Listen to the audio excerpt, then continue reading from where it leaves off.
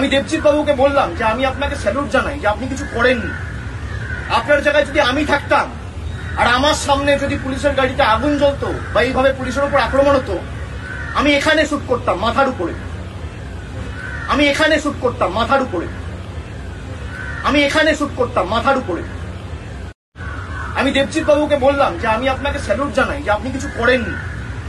আপনার জায়গায় যদি আমি থাকতাম আর আমার সামনে যদি পুলিশের গাড়িতে আগুন জ্বলতো বা এইভাবে পুলিশের উপর আক্রমণ হতো, আমি এখানে শুট করতাম মাথার উপরে, আমি এখানে শুট করতাম মাথার উপরে, আমি এখানে শুট করতাম মাথার উপরে। আমি দেবজিৎ বাবুকে বললাম যে আমি আপনাকে স্যালুট জানাই যে আপনি কিছু করেননি। আপনার জায়গায় যদি আমি থাকতাম আর আমার সামনে যদি পুলিশের গাড়িতে আগুন জ্বলতো বা এইভাবে পুলিশের উপর আক্রমণ হতো, আমি এখানে শুট করতাম মাথার উপরে, আমি এখানে শুট করতাম মাথার উপরে, আমি এখানে শুট করতাম মাথার উপরে।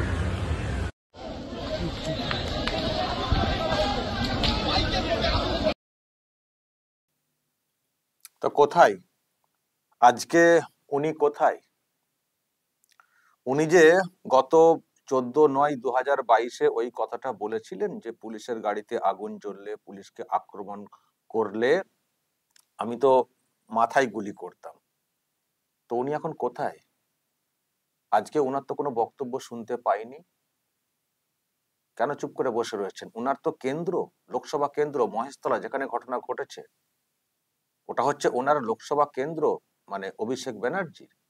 তো ওখানে এই ধরনের ঘটনা ঘটলো, আগুন জ্বললো, ভাঙচুর হলো, পুলিশকে আক্রমণ করা হয়েছে, আর চুপ করে বসে রয়েছেন কালীঘাটে। কেন আজকে কিছু বলবেন না? পুলিশকে অর্ডার দেবেন না যে যারা যারা আক্রমণ করেছে তাদেরকে চিহ্নিত করো আর কপালে গুলি করো? বলবেন না? কেন বলবেন না? ভোটের ভয়? ওটা যে অন্য ব্যাপার, সেই জন্যে।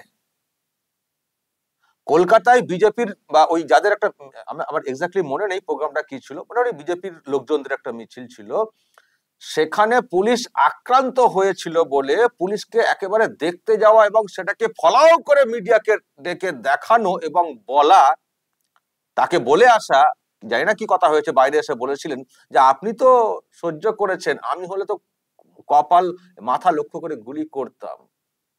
উনি গুলি করার কথা বলেছিলেন।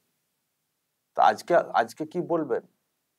আজকে তো কিছু বলুন, নাকি আজকে আর মুখ দিয়ে কথা বের হবে না? কারণ ওই যে বললাম, ভোট বাক্স আর মহেশতলা মেটিয়া বুরুজ মানে একটা বিরাট অঙ্কের ব্যাপার।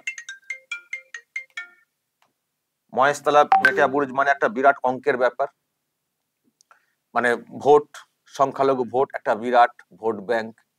সেই জন্য কি আজকে কোনো কথা বলবেন না? চুপ করে বসে থাকবেন? মুখ লুকিয়ে বসে রয়েছেন, কোনো আওয়াজ নেই, কিছু নেই। কেউ কেউ বলছিলেন তো উনি নাকি দিল্লি গিয়েছিলেন। দিল্লি তো কালকেই তো চলে এসছেন, এমনটাই খবর। তারপরে এত ঘটনা ঘটেছে, এত হইচই পড়ে গেল, পুলিশ আজকেও দাঁড়িয়ে দাঁড়িয়ে কার্যত মার খেয়েছে, আর চুপ করে বসে রয়েছেন, কোনো আওয়াজ নেই, কোনো আওয়াজ নেই, কোনো বক্তব্য নেই। এই আপনি নেতা, বিরাট নেতা তাই না? বিরাট সাহসী, বিরাট নীতিজ্ঞান শোনান, আবার পুলিশকে চাঙ্গা করার জন্য মানে বক্তব্য ঝাড়েন। আর আজকে যখন মহেশতলাতে এই কাণ্ড ঘটলো, ব্যাস সব শুকিয়ে গেল, গলা শুকিয়ে গেল, কোনো আওয়াজ নেই, লুকিয়ে বসে রয়েছেন, লুকিয়ে বসে রয়েছেন। শুনুন শুনুন, আপনার পুলিশ আজকে, আপনার এই জন্যই বলছি, হতে পারেন পিসি মুখ্যমন্ত্রী, আপনি তো চালাচ্ছেন বলেই বলা হচ্ছে। শুনুন, আরো একবার শোনাই, আমি আজকে শুনিয়েছি আপনাদের পুলিশ আজকে কিভাবে মার খেয়েছে, পুলিশের লোকেরা কিভাবে মার খেয়েছেন।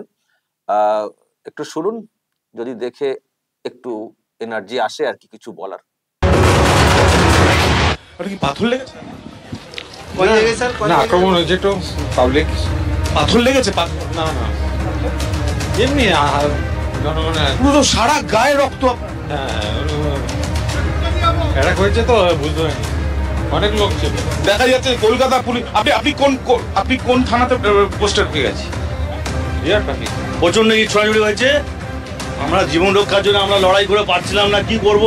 ওরা প্রচুর লোক আমাদের সাথে, মানে ওরা নিজেরা বুঝছে না, শুনছে না, ইট ফিট ছুঁড়ে আমাদেরকে পুরো একদম পিছিয়ে হটিয়ে দিয়ে আমরা এই যত চেষ্টা করছি তোর ওরা শান্ত হচ্ছে না। আর আমরা তো অবস্থায় পড়ে গেছিলেন আপনারা? আমরা মরণ বাঁচানোর অবস্থায় পড়ে গেছি, কি করব আমরা। আমরা যতটা পেরেছি লড়েছি। আমাদের একজন ডিসি সাহেব আহত হয়েছে, সার্জেন্ট সাহেব আহত হয়েছে, আমাদের একটা লেডি কনস্টেবল, এই লেডি একটা কেএইচজি, ওনার মাথায় ইট পড়েছে। হ্যাঁ, আরো অনেক ঘটনা হয়ে গেছে। এইসব দেখছেন কি অবস্থা, অনেকক্ষণ দিদিরা আপনারা কি অবস্থায় রয়েছেন? আপনাকে নিয়ে কাজ করছেন, আপনার মাথায় পড়েছে? আমার মাথায় ইট পড়েছে, নিচ থেকে যেতে গেছি, পালাতে গেছে, সেই সময় ওরা যেখানে সেখানে পাগলের মতো ইট ছুটছে, তখন সেই ইটটা এসে আমার মাথার মধ্যে লেগেছে। হঠাৎ করে এই পরিস্থিতি তৈরি হলো কেন? মানে অতিরিক্ত বাহিনী কি থানাতে ছিল? তারা কি কাজ করতে পেরেছে? তাড়াতাড়ি কাজ করেনি, অনেক দেরি হয়েছে করতে, মানে তবু যতটা পেরেছে আমাদের এখানকার এলাকার ছেলেরা সামলানোর চেষ্টা করেছে, কিন্তু ওরা মানে প্রচুর 100-150 উপরে ওরা লোক, ওরা অতটা সামলাতে পারে নাকি আমাদের এই কটা সরষে নিয়ে। তাই ওরা তখন ওখানে ইটের পাত পেয়েছে, ইট মেরে ধুমধাম ইট মেরেছে, গাড়ি ভেঙে দিয়েছে, ওখানকার আপনার ব্যারিকেড ফেলে দিয়েছে।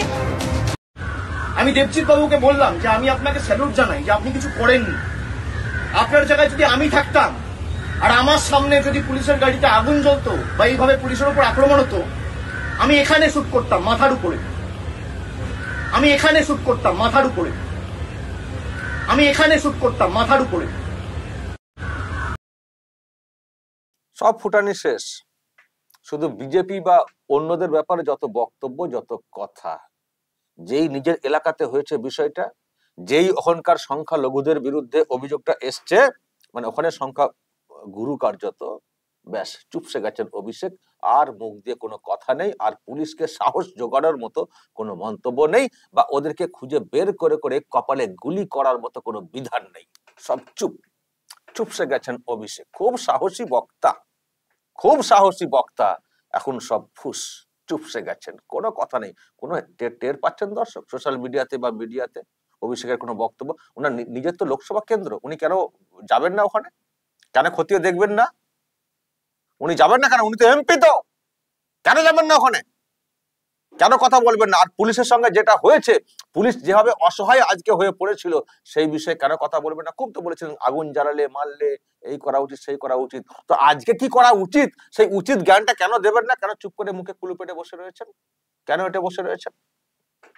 কেন তো বললাম দর্শক নিশ্চয়ই বুঝতে পারছেন। সামনে ভোট আসছে না, বেশি বেশি এ করলে চলবে, বেশি খেপালে চলবে? ওদেরকে দিয়েই তো এত ভোট আসে, ওদের জন্যই তো 7 লক্ষ ভোটে জিতে রেকর্ড করেছেন অভিষেক ব্যানার্জি ডায়মন্ড হারবার লোকসভা কেন্দ্রে। ফলে ওদের বিরুদ্ধে কিছু বলা যাবে? ওদের কপালকে লক্ষ্য করে গুলি করার কথা বলা যাবে?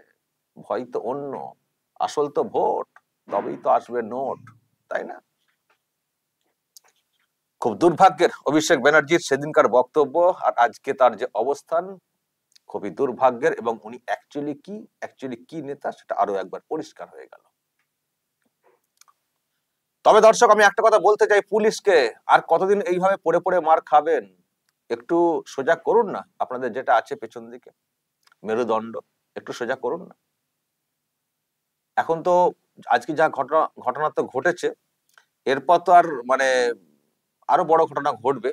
আপনাদের যা ক্ষমতা এবং যা করা হচ্ছে আপনাদেরকে, যে একজন মা বউ তুলে খিস্তি করলেন কেষ্টবাবু, তাকেও ধরার ক্ষমতা আপনাদের নেই, বা আপনাদেরকে ধরতে দেওয়া হয়নি।